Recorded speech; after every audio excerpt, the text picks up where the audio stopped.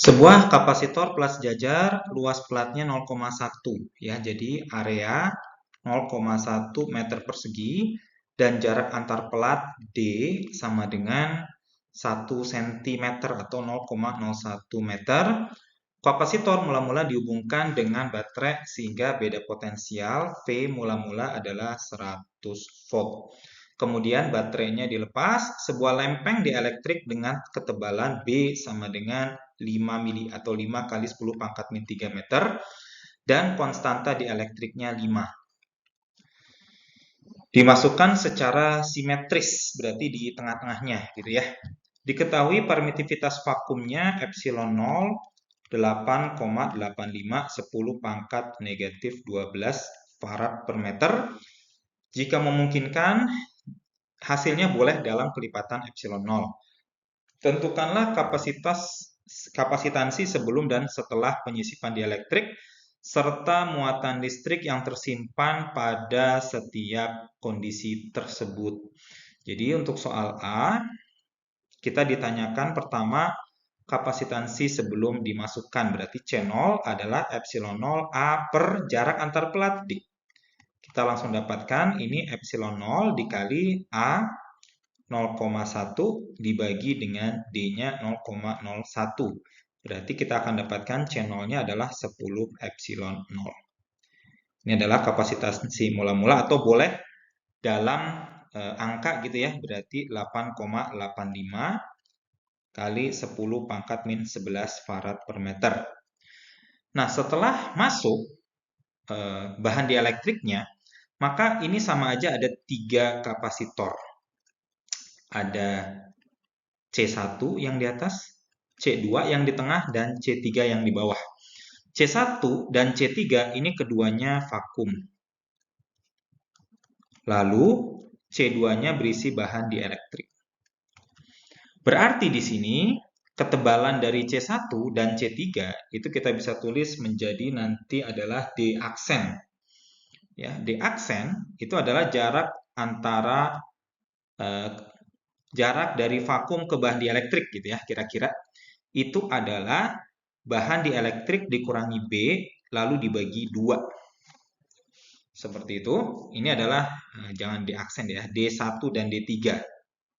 Ya, jadi ini adalah ketebalan untuk bahan 1 dan 3, D1 dan D3 adalah D min B per 2 atau D-nya ya, D-nya adalah 0,01 dikurangi 5 kali 10 pangkat min 3 dibagi dengan 2 sehingga D1 dan D3 kita akan dapatkan sama dengan 1/400 meter atau 2,5 cm.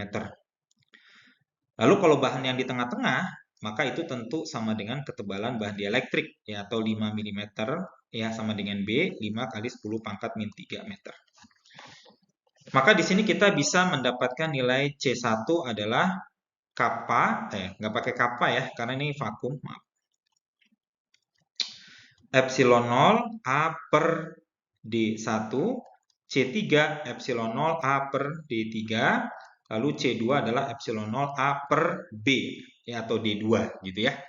Kita akan dapatkan C1-nya adalah epsilon 0 dikali areanya adalah 0,1 dibagi D1-nya ya 1/400. Ya, ini nanti sama dengan 40 epsilon 0. Sama nanti C3 juga akan didapatkan sama dengan 40 epsilon 0 gitu ya, karena ketebalannya sama. Lalu C2 ini kita kalikan kappa. Oke, saya lupa ini kalikan kappa karena dia adalah bahan dielektrik. Berarti 5 kali epsilon 0 dikali areanya 0,1 dibagi dengan ketebalan B 5 kali 10 pangkat min 3. Maka kita akan mendapatkan nilai C2-nya adalah sama dengan 100 epsilon 0. Ya, ini adalah hasil-hasilnya. Maka total dari kapasitansi atau kapasitansi ekuivalen CEQ gitu ya, kita tulis adalah 1/C1 tambah 1/C2 tambah 1/C3. Ya, atau nanti 1/C1 sama dengan 1/40 epsilon 0 tambah 1/40 epsilon 0 tambah 1/100 epsilon 0. Ini adalah C ekuivalennya, gitu ya.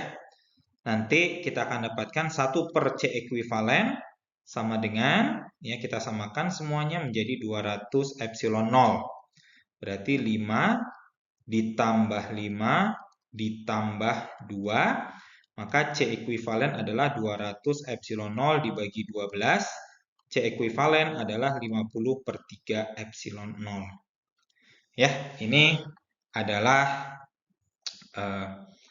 kapasitansi penggantinya, gitu ya. Jadi C0 mula-mula adalah C0 di sini adalah mula-mula 10 epsilon 0.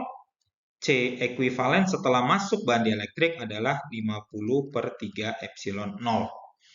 Lalu tentukanlah muatan listrik yang tersimpan pada setiap kondisi. Nah, ini di sini diingat bahwa karena baterainya itu dilepas baru dimasukkan bahan dielektrik, maka total muatan akan sama sebelum dan setelah bahan dielektrik masuk gitu ya. Jadi Q 0 sama dengan Q setelah dia masuk, Q aksen sama dengan C0 dikali V0 seperti itu. Gitu ya. C0 dikali potensial mula-mula.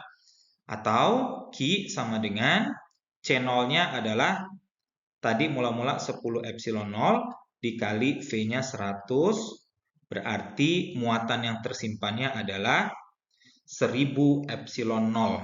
Gitu ya, Q-nya adalah 1000 epsilon 0 kolom. Gitu ya, jadi muatan Q adalah 1000 epsilon 0.